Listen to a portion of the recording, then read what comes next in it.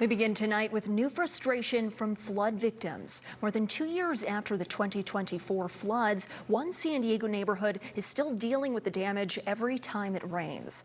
Good evening and thank you for joining us. I'm Steffi Roche. And I'm Steve Price. Right now, the San Diego City Council is moving to finalize the first wave of flood-related lawsuits filed by insurance companies, not the people who lost their homes. CBS 8's Alex Lai returned to one of the hardest hit neighborhoods and talked with families that are still trying to recover. Okay, I'll just make my way. I'll just walk over there. This video from last month shows Yama Street in Shelltown flooded during the New Year's Day storm. The water started rising and they actually reach our porch. Crystal Ramirez lives with 8 family members next to a storm channel. She says every time it rains, they're ready to evacuate. No one taught it to us. We just had to learn it, right, ourselves. And that's fine, okay. But I think these things are good for the city to implement in vulnerable communities. Most of their home repairs are finished after the January 2024 floods, but it's been a long road to recovery. Some salvageable things, but almost like 90% had to be thrown out, including the structure of the house.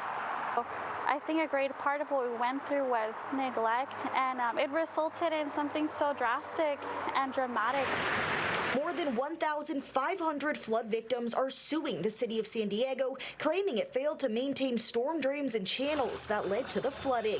Attorney Evan Walker, who represents about 600 of them, says settling with insurance companies first is frustrating. The city decided to pay multi-millions of dollars to billion-dollar insurance companies before, as far as I know, paying a cent to any of the hundreds of flood victims. Walker says the first lawsuits were filed nearly 2 years ago, and their trial is set for October 1st. The city is also countersuing several of his clients. With this settlement, I think we can all agree that this shows the city is responsible for what happened here.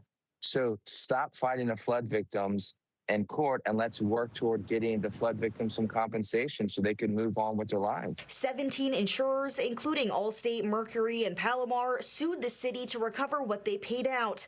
The council approved a $6.3 million settlement in November and is set to finalize it Tuesday. But as flood victims wait, every new storm brings the fear back. At some point, soon after them, we also have to come into place.